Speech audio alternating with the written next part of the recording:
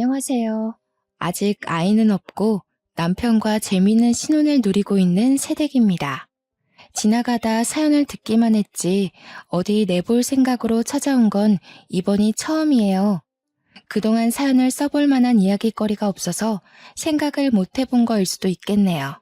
저는 예비 부부로서 결혼을 앞두고 있을 시기에도 문제 한 번 없었고 시집을 워낙 잘 온 덕에 고부간의 갈등 또한 손톱만큼도 겪어본 적 없는 사람이거든요.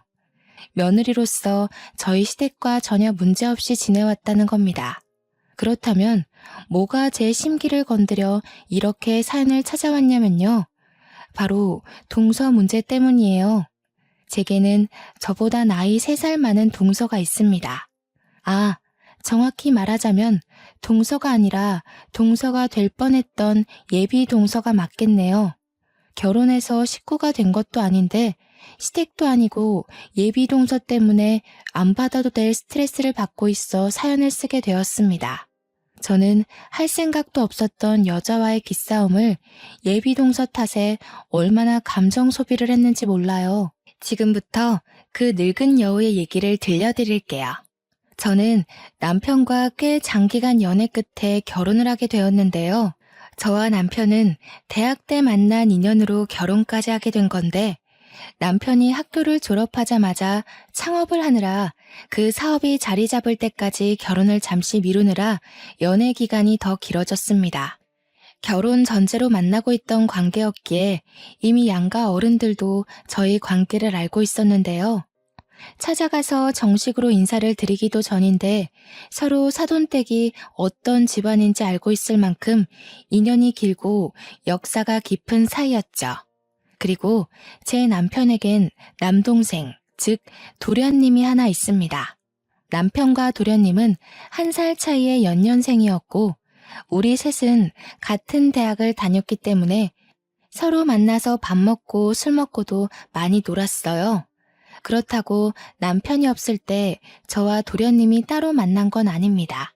아무리 친하더라도 서로에 대한 선은 지켰고 오해 살 일은 만들지 말자고 생각한 게 우리만의 룰이었으니까 원만한 관계로 길게 이어오지 않았나 싶네요. 저희는 워낙 서로 쿵짝이 잘 맞아서 굳이 친구가 없어도 상관없을 정도였어요. 창업도 남편과 도련님이 같이 합심해서 하는 일이었기에 졸업을 하더라도 저희 셋은 붙어 지냈습니다. 저희는 반려견을 좋아하는데 어른들 중 시부랑 저희 아빠가 나란히 털 알레르기가 있거든요. 그 때문에 서로 반려견에 대한 로망만 있었지 막상 키울 엄두를 못 내본 것마저 저희들의 공통점이었어요. 그래서 계획하게 된 것이 바로 반려견 수제 간식을 파는 매장이었고 반려견 키우는 세대가 갈수록 늘어가다 보니까 아파트 단지 주변으로 자리만 잘 잡으면 꽤나 매출을 올릴 수 있는 좋은 시도였습니다. 일머리가 있었던 건지 똑똑했던 남편의 지시대로 고비 한 번 없이 진행이 되었는데요. 도련님도 자기 형님 지시를 잘 따라주는 덕에 형제 둘이서 일손이 척척 맞아떨어져 장사가 더 잘 되었죠. 일하는 사람끼리 합이 잘 맞으니까 매장이 입소문 타는 데는 2년밖에 걸리지 않았습니다.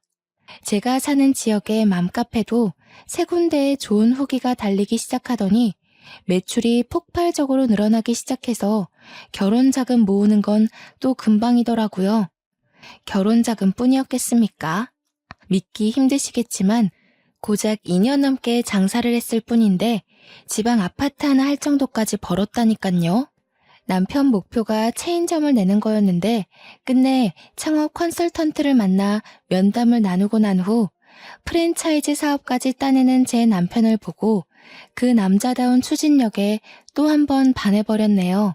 덕분에 저희는 경제적으로 상당히 안정된 여건에서 결혼식을 올릴 수 있었습니다. 남편이 너무 오래 기다리게 해서 미안하다고 했지만 저는 전혀 개의치 않았어요. 남편과 도련님이 창업으로 성공할 때 저도 내내 곁에 있었기에 함께 일궈온 성취감이 컸거든요. 남편이 일 때문에 결혼을 소홀히 생각하고 있다고 느낀 적 결단코 한 번도 없었습니다. 다만 한 가지 아쉬운 점이 있다면 제가 남편 일을 도와주느라 취업을 한 번도 못 해봤다는 거예요. 이것도 남편의 배려로 저 또한 옆 동네 지점에서 지점장을 맞아 일을 하게 되어 별 상관은 없었지만 그놈의 예비동서 존재 때문에 뒤늦게야 제가 제 힘으로 취업을 해보지 않은 것을 후회했었네요. 도련님은 예비동서를 만나기 시작했을 때부터 저와 남편에게 언지를 주었습니다. 자신보다 연상이고 저보다도 3살이 많다고 했고 하는 일이 애견 미용실에서 일하는 사람이라고 했어요. 어떻게 알게 된 사이냐면 저희 본점 매장에서 3마리의 강아지를 키우고 있었는데 그 아이들 미용을 도련님이 도맡아 했었거든요. 가까운 미용실이 그곳이라서 단골로 다니다 보니까 눈이 맞았나 보더라고요. 애들 미용시키랬더니 애들 핑계로 연애하고 있었냐면서 저와 남편이 도련님을 엄청 놀렸던 기억이 있는데요. 근데 진심으로 나랑 잘 맞아. 형이 결혼하고 싶은 여자 생기면 딱 느낌 온다고 했잖아. 내가 은미 누나한테서 그런 기운을 받았다니깐. 사람이 진짜 선하고 똑부러지고 생각이 깊어. 너 얼굴 보고 넘어간 거 아니지? 얼굴이 네 취향이라서 괜히 성격 잘 맞다고 갖다 붙이는 거 아니야? 수상한데 이 녀석. 그래서 언제 소개시켜 줄 건데? 빨리 소개시켜줘. 결혼 생각이 있는 거면 우리 식구 될지도 모르잖아. 얼른 친해져서 우리끼리 저기 이탈리아 여행 가자. 저는 워낙 남편이랑 도련님과 친하기 때문에 결혼을 하고 시댁에 합가를 했는데도 불구하고 친구처럼 지내고 있거든요. 그래서 예비 동서까지 생긴다면 꼭 4명이서 단짝 같은 조합을 만들고 싶었어요. 서로 시댁살이 서툰 것이 있다면 돕기도 하고 동성끼리 할 수 있는 밀담도 나누면서 말이에요. 제가 제일 신나서 도련님한테 예비동서 될 사람 빨리 소개해달라고 졸랐던 걸로 압니다. 그렇게 한 달이 지났을까 잠시 예비동서 존재를 잊고 있었는데 도련님이 예비동서를 소개해준다고 남편이 있는 매장으로 데려갔다고 하는 겁니다. 저는 다른 지점에 있었던지라 서로 인사를 나눴다는 소식만 들었는데 많이 아쉽더라고요. 퇴근하고 집에 와서 남편이 말하기를 예비동서 첫인상이 우선 나이는 우리보다 많은데 제일 어리게 생겼다고 했어요. 인상도 귀엽고 성격도 생긴 것만큼이나 조곤조곤하다고요. 특히 도련님이 예비동서를 너무 좋아하는 게 눈에 보였다는데 남편이 생각하기에 도련님은 결혼을 염두하고 있는 게 아니라 이미 확정한 사람처럼 예비동서를 대했다고 하더라고요. 곧 저한테도 소개를 해줄 거라고 했어요. 시댁 어른들은 마인드가 굉장히 개방적인데요. 앞으로 식구가 될 거면 결혼 전부터 친해지는 게 좋은 거 아니냐 하는 생각을 갖고 있더군요. 저 또한 남편의 그런 마인드 덕분에 도련님과 그렇게 친한 친구처럼 가까워진 거랍니다. 당시에는 예비동서의 평이 좋아서 저도 얼른 만나고 싶은 마음이 굴뚝 같았습니다. 제가 나름 친화력이 좋기 때문에 부담스럽지 않게 다가가서 친해질 자신이 있었거든요. 예비동서와 친해지기만 한다면 형님 동서가 아닌 언니 동생 사이로 지내고 싶다고 생각하며 일찍부터 들떠 있었습니다. 얼마 후 도련님이 저한테 소개해주기 위해서 정말 빨리도 날을 잡았더라고요. 만나기로 약속했던 날이 찾아와서 저희 4명이 첫 대면을 하게 된 날이 다가왔는데요. 30대라고 하더라도 아직 젊기 때문에 첫인사를 술자리에서 하게 되었습니다. 술이 있으면 어색함을 더 빨리 풀 수 있잖아요. 제가 마지막 배달 주문 때문에 준비하느라 조금 늦게 퇴근해서 약속 자리에도 늦게 도착했거든요. 남편이 마중 나와 있길래 같이 들어갔습니다. 거기서 저는 그렇게 보고 싶고 기대했던 예비 동서를 만나게 되었죠.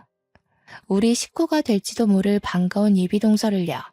남편과 도련님이 말했던 대로 예비 동서는 진짜 어리게 생겼더군요. 저희가 다 30 중반을 향해 가는 청년들이었는데 예비 동서는 혼자 40을 바라보고 있는 입장이었음에도 저희 중에 가장 20대처럼 보였습니다. 남편이 도련님께 외모 보고 취향 맞다고 생각한 거 아니냐고 했을 정도로 예비동서는 도련님이 딱 좋아하는 귀여운 타입이었어요. 우와, 되게 어리게 생기셨어요. 나이 몰랐으면 진짜 20대로 봤을 것 같아요. 집안 식구분들이 다 동안이신 거예요? 어떻게 관리하셨어요? 나도 처음에 보고 좀 놀랐잖아. 너 오기 전에 장난삼아 민증도 확인했다니까.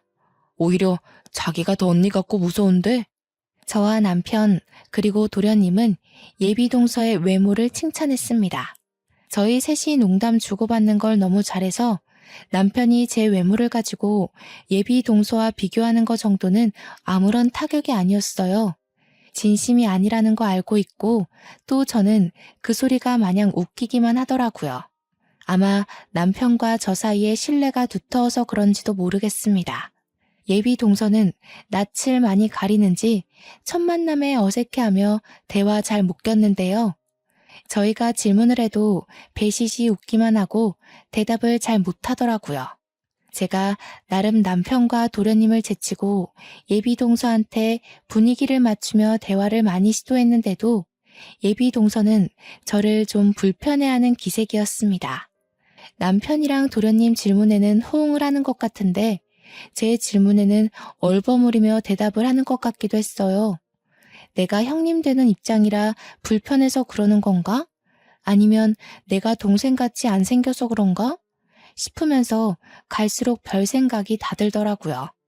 물론 저와 예비동서의 어색함만 아니면 자리 자체의 분위기는 좋았습니다. 저와 남편, 도련님이 친하다고 해서 우리끼리만 아는 대화를 한 게 아니기 때문에 예비동서도 남편이랑 도련님과 어울리는 대화에서는 거리낌이 없었어요. 저는 계속 술자리에서 예비동서를 1순위로 챙기며 뭔지 모를 마음의 벽 같은 걸 깨부수려고 했네요. 그런데 말이죠. 제가 바로 이날 아주 어처구니 없는 일을 당했다는 거 아니겠습니까? 예비동서와 친해지려고 기대했던 그 자리가 반대로 예비동서와의 관계를 초박살 내는 자리가 될 줄은 전혀 몰랐는데요. 남편과 도련님이 담배를 피러 간 그때 제가 참 당혹스러운 경험을 했습니다. 나이가 34살이라고 그러던데 반말해도 되지? 나 진영이랑 결혼까지 생각 중이야. 셋이 워낙 친하다니까 들었겠네. 알다시피 내가 너보다 3살은 많잖아. 그런데 형님이라고 하는 건 좀 그렇지 않겠어? 그러니까 어른들 앞에선 형님 동서하더라도 이런 데서는 그냥 언니라고 해줘. 저 또한 호칭에 대해서 딱히 따질 생각은 없었는데 예비동서 쪽에서 먼저 저렇게 말해버리니까 묘하게 기분 나쁘더라고요. 설명할 수 없는 반감이 들었다고 해야 하나? 또 예비동서는 저한테 그걸 말하기까지 기다렸던 사람처럼 남자들 전부 나가니까 표정이 싹 바뀌는데 순간 잘못 본 줄 알았습니다. 이랬다 저랬다 하면 오히려 헷갈리죠. 친하지도 않은데 그냥 형님 동서하는 게 맞지 않아요? 호칭은 좀 친해지고 나서 바꿔도 늦지 않을 것 같은데요. 굳이 밖에서까지 형님 동서하는 건 웃기지 않아? 형님 대접 엄청 받고 싶나 봐. 설마 내가 동서로 들어간다고 형님 노릇하면서 사람 굴릴 생각 있는 건 아니지? 저는 대접이 받고 싶은 게 아니라 어이가 없어서 굳이 말꼬리를 잡고 늘어졌던 겁니다. 저 또한 예비동서와 친해지면 일찍부터 호칭을 편하게 바꾸려고 마음먹고 있었거든요. 그런데 반말하자는 의논도 없이 혼자 말을 놓더니 저더러 융통성 없게 굳이 호칭 고집하는 사람 취급을 하잖아요. 이게 초면에 들으면 기분 나쁜 말 맞지 않습니까? 술자리를 가진 지 한두 시간은 흘렀을 때거든요. 그래서 저는 예비동서 성격을 어느 정도 알아봤다고 생각했습니다. 그런데 세상에나 만약 남자들이 담배 핀다고 자리를 비우지 않았다면 저는 한동안 예비동서의 성격을 모르고 계속 치근덕거렸을 거 아닙니까? 알아서 성격을 드러내주니 앞으로 제가 어떻게 태도를 취해야 할지 대충 감이 잡혔어요. 잠깐의 파동이 일고 나서 남편이랑 도련님이 돌아왔는데요. 그 이후로 다시 보는 예비동서의 언행은 하나부터 10까지 참 여시 같더라고요. 원래 앵앵거리는 목소리인 줄 알았는데 남편이랑 도련님 앞에서만 그런 코맹맹이 소리를 내는 거였습니다. 그리고 제가 또 예비동서한테 속았던 부분은 반달 같은 눈웃음이었어요. 지켜보다 보니까 남자 둘을 자기 사람으로 만들려고 엄청나게 애를 쓰고 있더군요. 같은 여자인 저도 저 여우짓에 속았으니까 당연히 남편과 도련님은 모를 테죠. 그 기분 좋은 술자리에서 저만 찝찝하고 감정이 상했는데 어중간하게 분위기를 망치고 싶지 않아서 남편과 도련님한테 굳이 언급하진 않았습니다. 나중이라도 말을 해야 하나 말아야 하나 고민했어요. 도련님이 예비 동서의 말에 끔뻑 넘어가는 상황인데 거기다 대고 제가 예비 동서에 대한 평판을 안 좋게 말하면 뭐라고 생각하겠습니까? 증거도 없고 뭣도 없는데 그렇게 말했다간 자칫 남 뒷담화하는 걸로 비춰질 것 같아서 뭔가 조심스럽더라고요. 그래서 도련님한테 직접적으로 말하진 못하고 남편한테만이라도 은근슬쩍 언지를 줘볼까 했습니다. 그 다음날 아침 먹고 방에 들어와 출근 준비를 하면서 물어보았죠. 진영이 여자친구 말이야. 당신 눈에는 어때 보여? 지난번에 첫인상이 선하고 똑부러질 것 같이 생겼었다고 했잖아. 계속 그래 보여? 일단은 그래 보이네. 근데 좀 가식이 있는 것 같기도 하고. 어쩔 수 없잖아. 결혼까지 생각하고 있는 사이인데. 은미 누나 입장에서 나랑 당신이 얼마나 불편했겠어. 제 남편이 사람 보는 눈이 꽤 좋거든요. 그런 남편이 말하길 첫인상 때와 비슷하긴 한데 바보같이 착한 타입은 아닌 것 같다고 하더라고요. 어떤 사람인지는 아직 더 봐야 알 것 같다며 아직까진 괜찮다고 했습니다.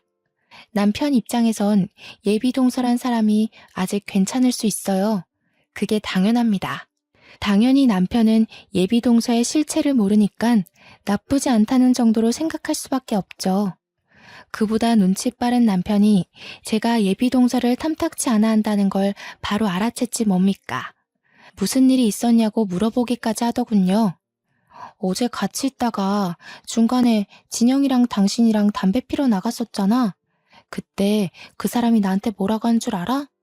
나더러 어른들 앞에서만 형님 동서하고 밖에서 만나거나 둘이 있을 때는 그냥 언니 동생 하자고 하더라. 당신이 원했던 거 아니야? 그새 친해졌어? 둘이 생각보다 대화 안 하길래 어색한 줄 알았는데. 잘 됐네. 당신이 하고 싶던 말을 대신해준 거잖아. 그렇게 들려? 그렇게 들릴 수도 있겠네. 근데 내가 거절했거든. 그러기 싫어져서. 그러니까 그 사람이 나더러 초면에 형님 노릇하고 싶냐고 그러더라고.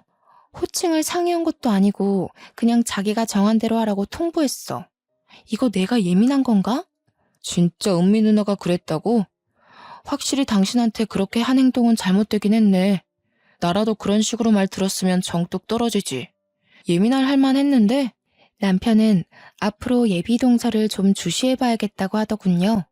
남편은 늘 다른 사람 말은 듣지도 않고 항상 제 말을 우선순위로 두는 사람이에요.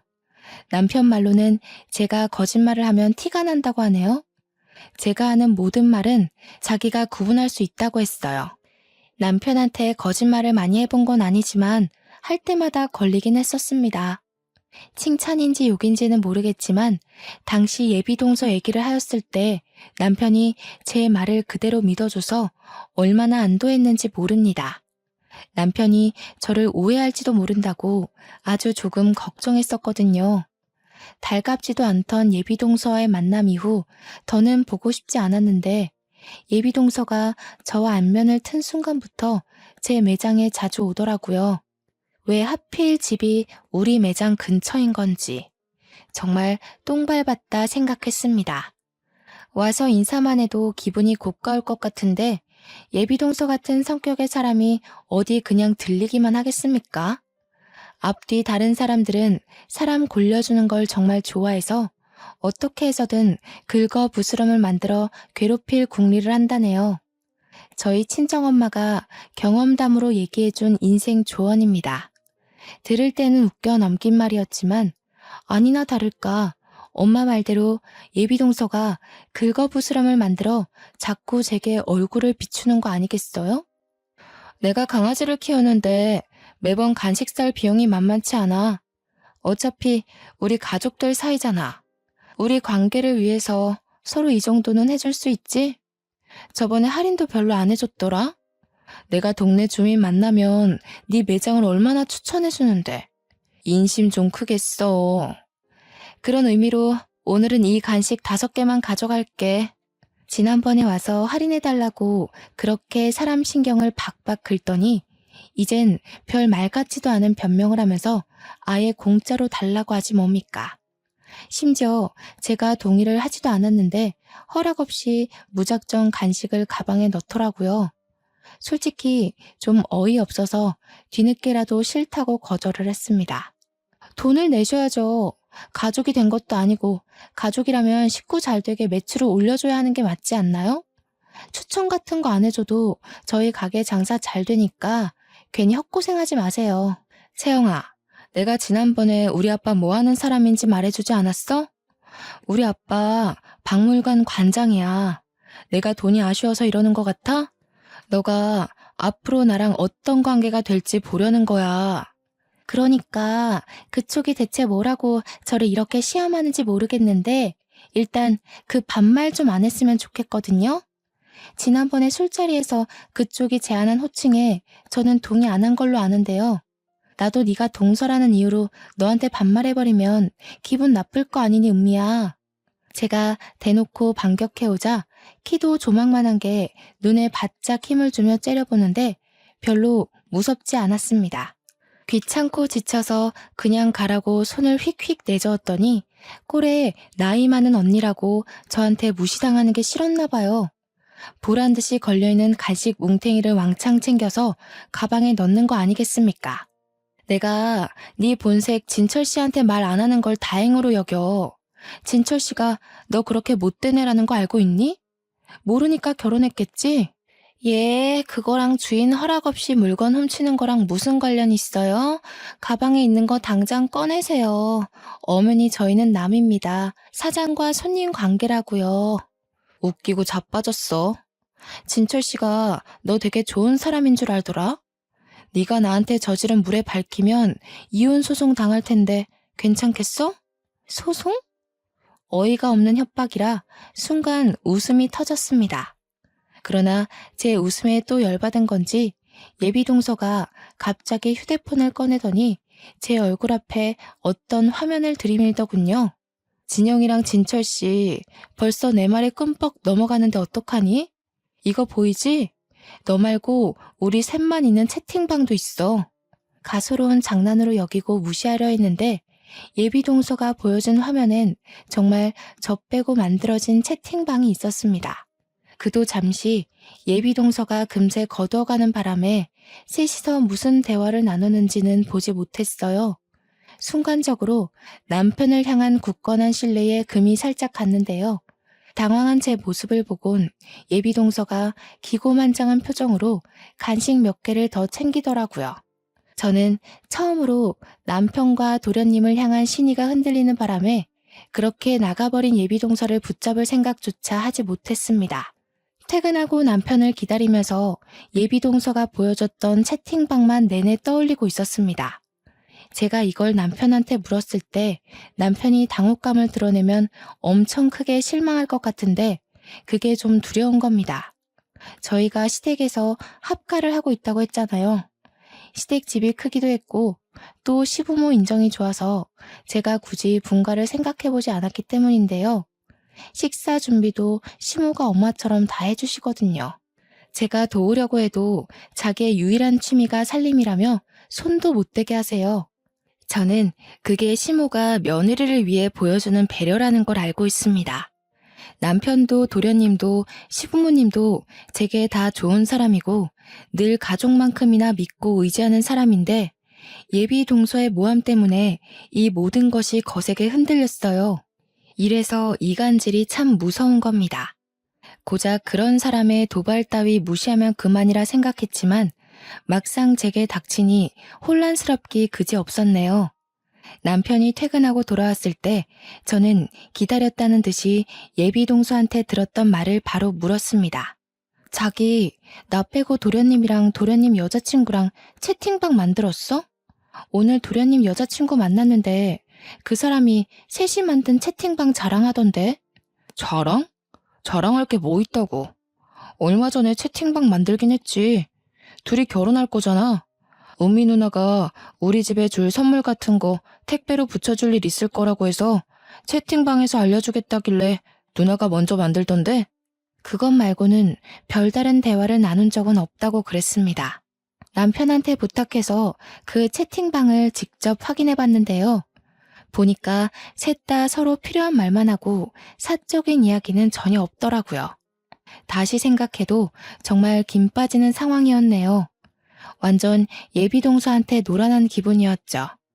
남편을 향한 믿음이 한층 올라간 반면 예비동서의 교묘한 말장난에 속았다는 생각만 들었습니다. 그쯤에서 저는 예비동서를 절대 도련님과 결혼시키면 안 되겠다고 생각했을 겁니다. 그 뒤로 일주일에 한 번씩 꼭 예비동서한테서 시댁으로 택배가 왔는데요. 한우며 오리며 복분자 술이며 아주 선물 공세가 장난이 아닌 거 있죠? 어머나, 이게 다 뭐라니? 아직 정식 인사도 안 올렸는데 이렇게까지 받는 건 좀 부담스럽다. 마음은 충분히 알았으니 진영이 네가 그만해도 된다고 말 좀 전해라. 당황한 건 도련님도 마찬가지였습니다. 보아하니 오는 선물들은 전부 도련님과 상의 없이 서프라이즈로 오는 택배인 듯 했어요. 도련님도 시모 말에 동의를 하는지 그 자리에서 곧장 예비동서한테 연락을 했는데요. 아니나 다를까 예비동서가 지금 당장 인사를 오겠다고 하는 거 아닙니까? 도련님이 휴대폰 음량을 크게 설정해서 통화를 하고 있었거든요. 그래서 저희 식구들이 전부 같이 통화를 듣고 있었단 말이죠. 어머님, 아버님 보고 싶다. 딸처럼 편하게 오고 가는 사이 되고 싶어. 어른들이 나 정말 좋아라 해주시거든. 어머님, 아버님한테 100점짜리 며느리 노릇 해드릴 수 있는데 지금 들려도 될까? 정식으로 약속한 식사 자리도 아니었고 시부모님도 그 소리에 당황해서 손사래를 쳤지만 예비동서가 도련님을 계속 졸라서 무작정 집을 방문한 적이 있었습니다. 시부모는 놀랐지만 할 수 없이 받은 선물 때문에 예비동서를 환영했고 예비동서에게 더 이상 선물 안 보내도 된다고 직접 타일렀어요. 예비동서는 여기저기 애교스럽게 인사를 전하며 들어왔는데 뜬금없이 제게도 무척 친한 사이처럼 인사해주더라고요. 포옹까지 하길래 황당했죠. 그래도 그날이 바로 제 살아생전 최고로 재밌는 날이 아니었나 싶습니다. 모두가 예비동서의 실체를 알게 되어 예비동서가 결혼 인사 드리기도 전에 쫓겨나는 날이었거든요. 아가씨는 무슨 돈이 있다고 그렇게 비싼 선물을 계속 보냈어요. 부모님이 하시면 뭐라고 생각하시겠어. 앞으로는 그러지 마요. 걱정 마세요, 어머님. 저희 집이 박물관하고 있거든요. 저희 형편에 부담될 선물들은 아니니까 편하게 받으셔도 돼요. 제가 지금은 애견 미용실을 운영하고 있는데 나중에 아빠가 박물관 자리 물려주겠다고 하셨거든요. 그럼 제가 어머님 아버님께 거하게 쏠게요. 아이고, 됐어요. 지금도 거하게 많이 받았는데 뭘 얼마나 더 해주려고. 귀한 집 딸내미 벌써부터 등골 빼먹는다고 우리 욕먹어요. 어머님 아버님도 두 아들 잘 둔 덕을 보셔야 하잖아요. 아들이 잘나서 잘난 며느리까지 얻게 된 이득이 어떤 건지 제대로 보여드릴게요. 그 말은 지금껏 집안에 하나 있는 며느리인 제가 시부모에게 해준 것도 없고 보잘것없는 며느리라 욕하는 거 아닙니까? 저한테 직접 말한 건 아니라지만 역시나 교묘하게 돌려 말하는 예비동서의 말 때문에 또 슬슬 감정이 상하기 시작했습니다. 이미 잘난 며느리 하나 있는데요, 뭘. 우리는 지금도 며느리 덕 엄청 보고 있어요. 채영이 하나만으로도 이미 시부모로서 누릴 건 다 누렸어요. 은미라고 했던가? 우리 둘째랑 결혼하면 뭐 해주려 하지 말고 그냥 우리 아들이랑 잘 살아주기만 하면 돼요. 어머님, 그건 며느리한테 대접 안 받아보셔서 하는 소리죠. 요즘 며느리의 효도는 옛날처럼 현모양처인 여자가 아니에요. 능력 좋아서 용돈 두둑히 챙겨주는 사람이지. 시부모님은 아직 며느리도 되지 않은 예비동서의 말을 계속 부담스러워하는 듯 했으나 결국엔 귀여운 애교로 봐주셨습니다. 저녁상 자리를 정리하고 다들 과일 먹는 시간에 저와 남편은 잠시 방에 들어왔는데요. 너무 화딱지 나는 마음에 제가 남편에게 한풀이를 좀 했습니다. 진짜 저 사람 왜 저래? 자기는 못 느꼈어? 자꾸 나 건드려보는 것 같지 않아? 난 진영이랑 저 여자 결혼하는 거 절대 반대야. 저 여자 가면 진영이랑 대화 좀 해보려고. 그래도 괜찮지? 내가 촉이 좀 좋은 편이잖아. 사실 나도 당신이랑 똑같이 느꼈어. 진영이 앞이라서 말은 안 했는데 은미 누나가 은근 내 와이프 무시하네. 한두 마디도 아니고 계속 그러니까 나도 슬슬 짜증나. 남편과 저는 유독 사람 보는 눈썰미가 비슷했거든요. 역시 예비동서에 대한 생각이 완벽히 통해버렸지 뭡니까. 괜히 장기간 커플이 아니구나 싶어서 그 순간 잠시 분했던 마음이 풀렸습니다. 마음을 가다듬고 방에서 나갔더니 예비동서는 계속해서 시부모 곁에서 알랑방구를 끼고 있더군요. 제가 모습을 드러내니까 시모가 시계를 보더니 저한테 약 챙겨 먹을 시간이라고 알려주셨어요. 저는 예비동서 때문에 정신없어서 잠시 깜빡했던 약을 챙기기 위해 주방으로 갔습니다. 모두 저한테 관심이 쏠리자 예비동서도 제게로 쪼르르 달려왔는데요. 곁에서 제가 챙겨 먹는 한약을 구경하더라고요. 그 사이 시모는 잠깐 화장실 간다고 자리를 비웠고 시부는 진작에 방에 들어간 뒤로 내내 바깥을 나오지 않았습니다. 그 순간 얼떨결에 저와 예비동서만 마주하게 된 거죠. 남의 가게 물건 훔칠 때부터 알아봤는데 예비동서가 은근 욕심이 많은 편인 것 같더라고요. 한약을 만지작거리는 예비동서를 보니까 문득 골탕 먹이고 싶은 생각이 번뜩 떠오른 겁니다. 워낙 공짜 좋아하고 남의 것에 탐이 많은 사람이니 분명 제가 미끼를 던지면 걸릴 거라 예측이 되더군요. 무슨 약이 이렇게 많대? 이거 다 네가 먹는 약이야? 어디 몸이 안 좋나 봐. 괜히 몸 안 좋은 척하면서 집안일 안 하려는 핑계는 아니지? 그런 꼼수도 누구처럼 평소 하는 사람들이나 생각해내는 거고, 이건 어머님이 젊을 때부터 건강 챙겨야 된다고 여자한테 좋은 약 지어준 건데, 어머니께서? 너는 어머님이 해준다고 그대로 홀라당 받아먹니? 그나저나 자꾸 반말하네? 나랑 계속 불편하게 지내겠다는 거야? 그럴 리가. 나이 많은 걸 내세우고 싶으면 먼저 모범을 보여봐.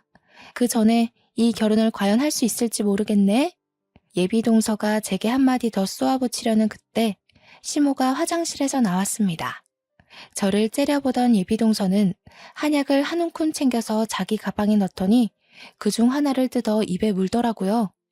그리곤 시모한테 쪼르르 달려가서 또 아부를 떨기 시작했는데요. 어머님, 채영 씨한테 며느리라고 이런 것까지 챙겨주셨다면서요? 제가 이 집에 며느리로 들어오면 제가 어머님 아버님께 한약 지어드릴게요. 원래 이런 건 며느리들이 하는 건데 채영 씨가 좀 눈치 없었다. 그쵸? 예비동서가 한약을 쪽쪽 빨아먹는데 그 순간 온화하기만 하던 시모의 얼굴이 새빨개지면서 열이 확 올랐습니다. 그리곤 시모가 예비동서 손에 들린 한약을 바로 빼앗았어요. 여태 보여주지 않은 무서운 얼굴을 하며 예비동서에게 성을 내기 시작했죠. 어머, 이게 무슨 약인지 알고 손을 대는 거예요? 아가씨가 왜 이걸 먹어요? 내가 우리 채영이 임신 준비한다고 제일 비싼 한의원 가서 손수 준비한 건데 약재 하나하나 상담받으면서 고른다고 얼마나 신경 쓴 줄 알아요? 아는 사람 소개받아서 겨우 의사랑 면담해서 지은 거란 말이에요. 그 의사가 어디 아무 부탁이나 들어주는 줄 알아요? 아우, 이 아까운 약 어떡해. 시모의 호통에 방에 들어갔던 시부도 배불러서 여기저기 흩어져 있던 남편과 도련님도 거실로 모였습니다. 예비 동서는 당황해서 어버버거리고만 있을 뿐이었죠. 시모는 한 방울이라도 흘릴까 싶어서 손으로 조심히 들고 가 컵에다 약을 부었어요. 양이 한참 모자란다며 또 한 번 성질을 냈습니다. 예비 동서가 뒤늦게 상황을 수습하고자 슬금슬금 시어머니 곁으로 다가오더니 어머님 하고 딱 한마디 했거든요. 그랬더니 시모가 인정사정 없이 예비 동서를 향해 반말을 퍼붓기 시작하는 겁니다. 어머님은 무슨 어머님이야? 내가 왜 네 어머님이야? 나이를 그만큼이나 먹고도 어떻게 이리 조심성이 없어? 남의 물건에 손을 대더라도 뭔지 묻는 게 먼저 아니니? 그래가지고 어느 집안의 며느리가 되겠다고 유난이야? 시모가 하는 말에 예비 동서가 그제서야 저의 꾀에 걸렸다는 걸 알고 저를 째려봤습니다. 그 모습이 너무 고소해서 시모 뒤에서 몰래 웃음 지었거든요. 그랬더니 열받은 예비 동서가 도련님한테 들러붙으며 불쌍한 척 연기를 하였는데 아직 자기 편이 있으니 든든하다 뭐 그런 표정도 뒤섞여 있었습니다. 전부터 느낀 거지만 예비 동서는 저한테 이 집에선 이 편은 없을 거라는 걸 보여주고 싶어 하더라고요. 유치한 질투에는 유치한 방법을 쓰는 게 가장 약이지 않겠습니까? 저 또한 예비 동서처럼 생전해본 적도 없는 연기를 해버렸네요. 어머님, 그거 그냥 은미 언니 주세요.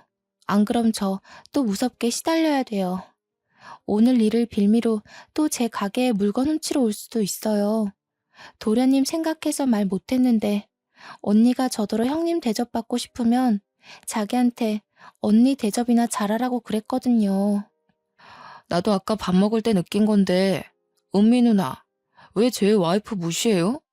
무시가 아니라 견제인가? 누나가 보기에도 제 와이프가 며느리로서 더 훌륭하니까 벌써부터 라이벌 심리 생겨서 그러는 거예요? 아니, 대체 이게 무슨, 그보다 가게에서 물건을 훔쳤다는 게 무슨 말이야? 누나, 언제 형수 가게에 갔었어? 왜 말 안 했어? 훔치긴 뭘 훔쳤다고 그래. 제가 말 이상하게 하는 거야. 내가 뭐가 아쉬워서 비용 지불도 안 하고 그냥 가져가겠어? 우리 집 돈 많아. 언니, 제 약도 가방에 잔뜩 훔쳐갔잖아요. 뭐, 결혼하게 되면 저보다 더 노산일 테니까 같이 먹는 건 상관없는데, 그래도 어머님께 말씀은 드리고 가져가시지. 저도 제가 이런 연기를 할 수 있는 사람인지 몰랐습니다. 누굴 따끔하게 혼내주려다 보니까 저절로 제 마음속에 억울한 내면이 튀어나와 발악한 것 같네요. 시모가 끔찍이도 아끼는 한약을 하나 먹은 걸로도 모자라 한 움큼 훔쳐갔다고 하니 시모 눈이 완전 돌아버리더라고요. 시모는 당장 예비 동서한테 달려가 예비 동서가 메고 있는 가방을 벗겼습니다. 그랬더니 예비 동서가 훔쳐간 한약들이 바닥으로 후두두 쏟아져 버렸죠. 이 여자가 도둑 맞구만. 이게 하나당 얼마나 하는 줄 알아? 네가 우리 집에 무단으로 보낸 택배보다 비싼 거야. 남편은 시모와 함께 한약들을 주워 얼른 냉장고로 옮겼습니다. 그 사이에서 도련님은 예비 동서의 성질머리와 도둑질을 했다는 사실에 놀라있기만 했는데요. 제가 남편한테도 예비 동서가 물건을 훔쳤다는 말까지는 안 했었거든요. 그런데 본의 아니게 통째로 밝혀버린 셈이었죠. 증거물로 매장 내 CCTV를 보여준다면 제가 연기한 모든 말의 신빙성이 높아질 겁니다. 참, 남편은 제가 하는 연기를 알아봤을지도 모르겠네요. 그리고 또 제가 어떤 의도로 그런 거짓말을 했는지도 알았을 거고요. 어머님, 쟤 지금 거짓말하는 거라니까요. 아까 어머님 뒤에서 웃고 있었어요. 다들 저 여자 본색이 어떤 줄 알고 저한테 이러시는 거예요? 저 정말 억울해요. 다 시끄럽다. 그리고 아가씨, 지금까지 개 있는 데서 있다가 그 옷을 그대로 입고 온 거요? 아까부터 신경이 쓰인다 했더니 아무래도 아가씨 온 뒤로부터 내 피부가 근질근질 가려운 게 딱 개털 때문이 틀림없고만 그래. 한참 난장판인 상황에 얌전히 지켜보던 시부가 한마디 했는데 시부는 식사 자리도 빨리 뜨고서 과일은 먹지도 않고 방에만 있었거든요. 보아하니 예비동서가 입고 있는 옷 때문이더라고요. 예비동서가 갑작스레 이 집을 방문한 거라서 차마 주의사항을 몰랐던 거예요. 시부가 개털 알러지가 있는데 그 옷 그대로 집에 들이닥친 거죠. 저희는 그런 사실을 알고 있기 때문에 일부러 매번 매장에서 유니폼을 입고 퇴근하면 사복으로 갈아입은 뒤에야 집에 들어가거든요. 시부 얼굴이 점차 울긋불긋해지는 것 같았는데 다 그 이유였더라고요. 그러면서 시부가 손수건으로 코랑 입을 막은 채 시모한테 무어라 지시를 했는데요.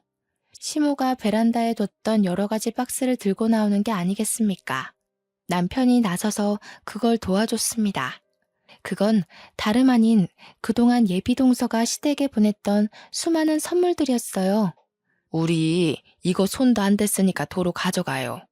아가씨는 대체 우리 집을 뭘로 본 거요? 나는 이걸 성이라고 생각했어요. 그런데 오늘 아가씨 말 들어보니까 우리를 돈에 환장하는 사람으로 취급한 거였네요. 당황한 예비동서가 최대한 변명을 해보려 했지만 자리를 오래 견디지 못한 시부는 방에 들어가 버렸고 시모는 남편과 함께 현관문 밖으로 손수 박스를 옮겨주었습니다. 그때까지도 예비동서가 도련님을 붙잡고 난리 부르스를 쳤는데 도련님은 제 가게에서 물건 훔친 것이 사실인지 아닌지가 중요해 보였어요. 저한테 매장 CCTV를 보여달라고 요구하길래 휴대폰으로 정확한 시간까지 알려주면서 보여줬고 도련님은 곧 결혼할 정혼자의 도둑질이 하루 이틀이 아니었다는 걸 확인해버렸습니다. 그 자리에서 도련님은 예비 동서에게 이별을 고하고 밖으로 내쫓아버렸죠. 남자가 밀어내는데 조망만한 예비 동서가 이길리 만무하잖아요. 참 볼품없이 쫓겨났죠. 저는 베란다로 달려가 예비 동서가 짐을 질질 끌고 가면서 나가는 걸 내려다봤는데요. 꼴이 엄청 우습더라고요. 저는 대놓고 키들거리면서 저 멀리 경비 아저씨한테 소리를 쳤습니다. 아저씨, 저희 502호예요. 저기 저 여자 얼굴 제대로 확인했다가 다시는 이 아파트 얼씬 못하게 해주세요. 남의 집에 물건 훔치러 다니는 손버릇 나쁜 도둑놈이거든요. 제가 평소 워낙 인사성이 밝아서 경비 아저씨랑 잘 알고 지냈거든요. 아저씨가 저를 바로 알아보고 예비 동서를 당장 조치 들어갔습니다. 경비한테 재촉당하며 쫓겨나는 예비 동서를 보는데 그렇게 꼬실 수가 없더라고요. 예비 동서가 아파트를 빠져나가는 순간 그동안 받은 스트레스도 같이 싹 씻겨 나갔지 뭡니까. 나중에 도련님이 저를 찾아와서 그동안 시달렸었냐고 몰라서 미안했다고 사과를 했는데요. 이건 예비동서 탓이지 도련님 탓이 아니지 않습니까? 저는 지나가는 쥐 한 마리 때문에 저희 의리에 타격이 가길 원치 않았습니다. 예비동서의 존재가 뭐 대단한 거라고 그 때문에 우리 셋의 사이가 망가졌다고 생각하지 않기도 했고요. 여기서 중요한 건 누굴 탓하는 것보다는 예비동서를 우리 식구로 받아들이기 전에 쫓아냈다는 것이 포인트예요. 그것에만 의의를 두면서 저와 남편은 도련님의 죄책감을 덜어주었습니다. 예비동서한테 딱 하나 고마운 게 있다면 시댁 식구랑 식사 시간에 담소거리를 만들어줬다는 건데요. 솔직히 누굴 뒷담화하는 마음이 맞을 때 친밀도가 엄청 상승하지 않습니까? 예비동서 욕을 할 때마다 저희 식구들 마음이 다 같이 단합이 된다는 거예요. 한때 예비동서와 인연을 맺었던 도련님까지도 예비동서한테 흠뻑 빠졌던 자신에게 고개를 내줬더라고요. 그 일이 벌써 4개월 전이 되었지 뭡니까. 이미 한참 지난 일이라서 그런가 제가 당시 왜 그렇게 스트레스를 받았는지 모르겠습니다. 그렇지만 그런 사람을 또 만나게 된다면 나쁜 의도임을 알면서도 똑같이 스트레스를 받고 있지 않을까 생각해요. 원래 좋은 것보다 나쁜 것이 더 크게 보이고 강하게 와닿잖아요. 이렇게 나이 들어가면서 경험치가 쌓이다 보면 나쁜 것에 잡아먹히지 않는 내공이 생길 수 있지 않을까요? 점차 단단해지는 제 자신을 깨닫게 된다면 상상만 해도 기특하고 자랑스러울 것 같네요. 조금은 가벼운 스토리로 들렸을 수도 있을 것 같습니다. 그래도 제 사연이 청취자분들께 고소함과 즐거움을 드렸기를 조그맣게 바라봅니다. 다들 오늘보다 더 단단한 내일의 내가 되도록 파이팅하면서 지냈으면 좋겠습니다. 지금까지 제 사연 들어주셔서 고맙습니다.